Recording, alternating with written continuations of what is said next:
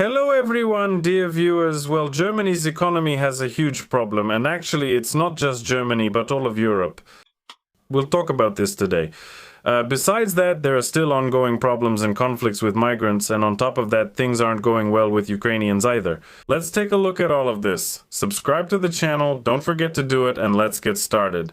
Here they're telling us that the German auto industry is laying off employees. Will this save the industry? Well, as far as I remember, layoffs have rarely helped anyone. Maybe they have, but I don't know of any such cases. Under pressure from Chinese competitors, German car manufacturers are forced to cut staff in order to reduce production costs. Journalists are asking what the near future holds for these companies, but it's obvious that nothing good is coming. The locomotive of economic progress in the European Union is gradually slowing down, if not moving in the opposite direction, and at best it's standing still. So, but what? Why ask? Everything is already bad. Volkswagen is planning the largest downsizing. The company intends to close 4 factories in Germany and cut up to 100,000 jobs. But going back to the question of what awaits us in the near future, obviously everything is bad. The trade unions, and the federal state of Lower Saxony, which owns 20%, can overrule the company's management. And then there was talk of cutting 50,000 jobs, but we'll see. Volkswagen is known for having an extremely large number of employees, 630,000 people worldwide, and if you include China, it's 680,000. And it controls more stages of production on its own than its competitors. So if all of this suddenly gets reduced, Germany will start having big problems because they're major taxpayers. Audi is also planning to cut jobs, but not 100,000, just 7,500 by the end of 2019. Things are a little better here after all. 7,500 jobs and still 2 years left, even 2.5 years, so that's more or less okay. Then Audi ruled out the possibility of forced layoffs, so apparently things are still more or less okay at this company. And they announced that overall they will be cutting administrators, plus the research and development department will also be reduced, and early retirement is being considered as an option. Nevertheless, the Audi plant was included in the list of enterprises that may be closed in 2030 in the state of Baden-Württemberg. This will affect about 15,000 workers. Well, you have to understand that it's one thing when the company says everything is fine everywhere, will help everyone. And the second thing is the harsh reality. Porsche is also cutting staff. They report that the new measures will affect the company's main production site in the Zuffenhausen district of Stuttgart and the Research and Development Center in nearby Weissach. Location doesn't matter. The point is things aren't going well for Porsche either. The company announced a restructuring program cutting 1,900 jobs, which is certainly much better than 100,000, but a cut is still a cut. Additionally, 3 subsidiaries employing around 500 people are closing, but these are, I think, companies that make things like chocolate bars. That's a pretty small number. Maybe they paint something nicely there. BMW released a new electric car, kind of like the Chinese electric cars, it seems. And then they're surprised why our car, which costs a fortune and offers no more than all those BADs, BYDs, or whatever they're called. BYD, that's the company, whatever it's called. Why is nobody buying this BMW? Well, because it's expensive and people don't have money right now. The answer is simple. BMW announced that the cuts will primarily affect facilities in Germany and will be carried out through attrition and a voluntary departure program. BMW was considered the most resilient to competition from China, but overall, its sales are declining both in China and in Europe. The result is the closure of some divisions. In addition to rising energy prices, we're told there are other problems as well. Tariffs, for example, were imposed in the US by President Donald Trump. The dove of peace, in general, improves the life of every employee, not just those in the automotive industry, but probably every person in any country in the world. Improvement, as we saw it, as some people called for, Trump, for example, would bring order. Well, in the end, we have what we have. Mercedes is also cutting staff. They have big problems there as well. And a reduction of expenses by 5 billion euros has already been approved by 2027. However, the company has ruled out the possibility of forced layoffs, which is already good for people. By March of this year, about 2,500 employees from administrative services, as well as from departments like research and development and IT, accepted compensation packages and left the company. Well, actually, in Europe, compensation packages are quite substantial. I have a friend who many years ago received 300,000 euros at some IT company and, well, she left. Because, well, that's how it is. Well, actually, later she somehow managed to spend all that money without investing any of it anywhere, but that's probably not a question for the company, but more for my friend. Write in the comments how you manage your finances wisely in these challenging times. I think everyone will find it interesting to read. Next, we're still having a heat wave here in Europe because I live in Spain, and I wouldn't wish this kind of heat on anyone. It's brutal. We didn't even have anything like this last year. Every year it gets hotter and hotter. As a result, water bodies are getting shallower. This not only reduces shipping, but also causes nuclear power plants to shut down. Why? Because they depend on cooling their reactors, and the coolant has to be cooled somewhere. Well, since the water bodies are getting shallower and warmer, again, those that are used for cooling the coolant, nothing good is happening. We're told Hungary is closing its only nuclear power plant due to low Danube water levels. This is the current state of the Danube. The only thing missing here probably are some ducks dipping their feet into what was once a very deep river, but the Prime Minister of Hungary announced that PAX, that's the name of the country's only nuclear power plant, is temporarily suspending operations. A record drop in water levels, and there's nothing good about that either because PAX provides almost half of the country's electricity. Hungary uses water from the Danube to cool the reactors at the plant. So there could be outages. They're not talking about that yet, but everyone understands the risks. If something suddenly happens, a blackout, like in Spain, Portugal, or France last year, then restoring the power supply will be much more difficult than before. And blackouts can happen because even in France they're reducing output and the load on some nuclear power plant reactors. Oh, I meant to say Germany. Germany dismantled with its own hands one of the largest nuclear power plants in its country and in all of Europe. Doing what this very Protagonos Emirates does in his country. Bringing order to such an extent that afterwards, well, all that's left is, to roll over it with a steamroller and pave it all over because nothing good remains.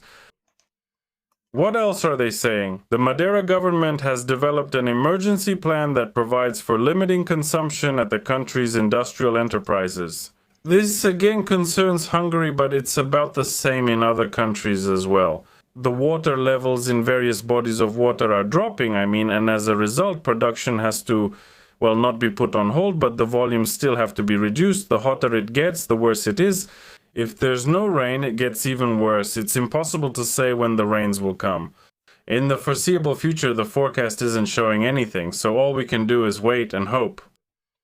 Write about what you do in this heat, how you cope, and what you think about production. Maybe you were personally affected by this heat wave. Next, what else? The Danube's shallowing has impacted Romania and Serbia, and things aren't going well there. In certain regions, the water level has hit historic lows. And this has led to a halt in navigation and problems in the energy sector. Basically, wherever you look, there are problems everywhere. There's nothing good happening anywhere.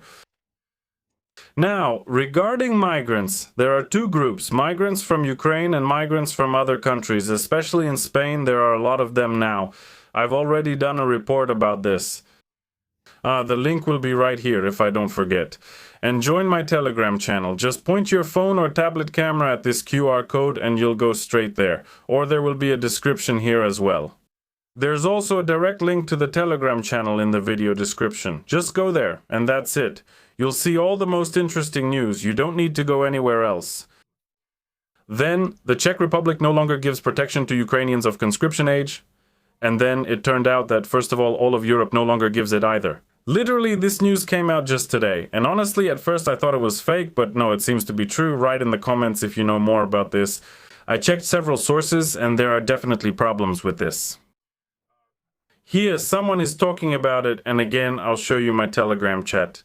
That men of conscription age, without confirming their military obligation through Reserve Plus, will no longer be able to receive temporary protection. For those who have already received valid protection, the requirement does not apply. And already all of Europe has written that that's it. I don't know how true this is for absolutely every country. Again, write in the comments. We'll make a separate video about all this later. Because if they really stop providing temporary protection, then men who are getting out right now by all possible means from Ukraine, from this country to Romania to Poland, that means they can simply be turned back at the border and sent again to their beloved homeland to fulfill their military duty. Those who send them have never dealt with this themselves, but that's how things are. Nothing good. What do we have there? Yes, of course, this very powerful leader flies, drives, and sails from country to country. That's why they're begging for men to be oppressed as much as possible in European countries. These are their own compatriots. Well, it's just nonsense, really. He has a charismatic smile. You can see it right away on the left. This is a meeting of a man with two names, Petr and Pavel. So two people from the Czech side at once and one person from the Ukrainian side. The Czech Republic stops providing. And why is that? Because the country's resources are exhausted. A new influx of refugees could lead to a crisis. Currently, about 393,000 Ukrainian refugees live in the Czech Republic. The majority of them were women, but now the number of men has also increased. The Czech Republic's requirements for Ukrainian men are based on an EU decision. Accordingly, temporary protection has been extended until 2028. But newly arrived men who cannot prove that they have fulfilled their military obligations will no longer be able to obtain this temporary protection status, in accordance with current Ukrainian laws. It's surprising that the constitution actually works, and how legally it works, when it needs to, and even when it doesn't. When draft officers go hunting, nothing seems to work, but that's generally how things are. With migrants, it's no longer about Ukraine. Everything is just fine here. There's a migration crisis in a Spanish city. It's an exclave located in Africa. Yes. If you haven't heard, there are two cities, Ceuta and Melilla. These are Spanish exclaves in Africa. And accordingly, they are constantly subjected to raids by migrants. But before, there weren't that many. Now, 60,000 have arrived. It seemed everyone was sent back, but actually thousands of valuable specialists are still waiting to reach the mainland. There's a neurosurgeon walking ahead and a talented musician behind. I can tell right away by the hairstyle. A violinist, the greatest violinist in the world. And somewhere over there, there are also biologists, chemists, engineers, teachers passing by. There are especially many women and children. They tell us that the mass breakthrough into the city began on July 30. According to official data, 50 to 60,000 people arrived there during this time. 48,000 returned back. In Ceuta, there are only 85,000 unfortunate residents, and well, imagine if all these people flooded it. They talk about the dead there, so look, what valuable specialists simply arrived in Ceuta to offer themselves and find jobs in the labor market. So, as they say, you can't catch a fish without working hard. That's why the migrants came here to work hard. Here they are rushing to take jobs. Someone is chasing after them. A police officer stops this reckless move. He says, "It's hot, guys. Take a break. Why are you running? You don't have to. Come on, take a rest. Go to a restaurant. It's my treat." Well, and the migrants are here, migrants are there, migrants are here, migrants are here too. Well, and this is what it turned into. That's it. Valuable specialists are adjusting to a new life and environment. Here as well, and right here and here.